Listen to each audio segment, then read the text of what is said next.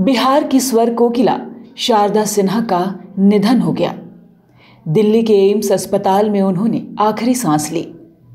बता दें कि शारदा सिन्हा का पार्थिव शरीर पटना एयरपोर्ट पहुंच चुका है और उनका पार्थिव शरीर अंतिम दर्शन के लिए पटना में रखा जाएगा। गुरुवार को शारदा सिन्हा का अंतिम संस्कार होगा। शारदा सिन्हा के निधन से पूरे देश में शोक की लहर है। ऐसा लग रहा है जैसे एक युग का अंत हो गया। 72 साल की उम्र में शारदा सिन्हा ने दिल्ली के एम्स में अपनी अंतिम सांस ली।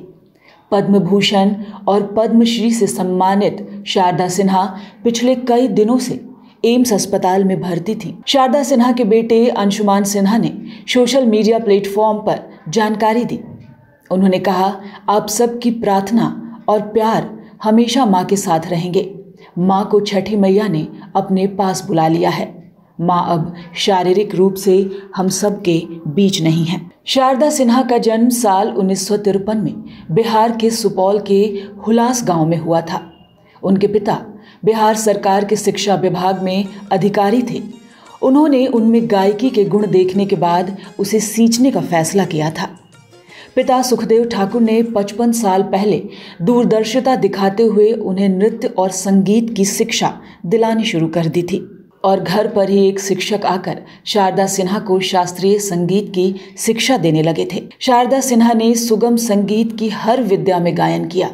इसमें गीत, भजन, गजल सब शामिल थे, लेकिन उन्हें लोक संगीत गाना काफ़ी चुनौतीपूर्ण लगा और धीरे धीरे वो इसमें विभिन्न प्रयोग करने लगी। शादी के बाद उनके ससुराल में उनके गायन को लेकर विरोध के स्वर भी उठे, लेकिन शुरू में पति का साथ, फिर बाद में सास की मदद से शारदा सिन्हा ने ठेठ गवई शैली के गीतों को गाया। शारदा सिन्हा के बाद कई लोक गायिकाएं आईं, लेकिन किसी को वो पहचान नहीं मिली जो शारदा सिन्हा को मिली।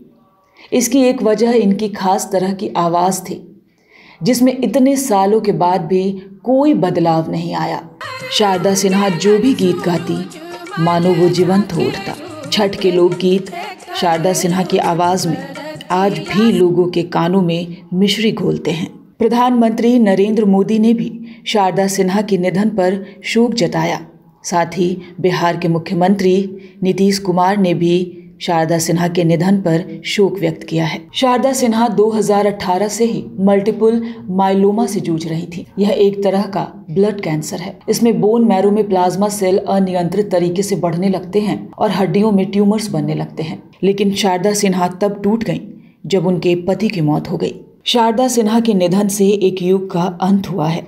इस तरह से छठ पर्व के समय उनका चला जाना लोगों को शोकाकुल कर गया, लेकिन शारदा सिन्हा की आवाज़ हमेशा लोगों के दिलों में जीवंत रहेगी। न्यूज़ विंग की तरफ से शारदा सिन्हा को भावभीनी श्रद्धांजलि।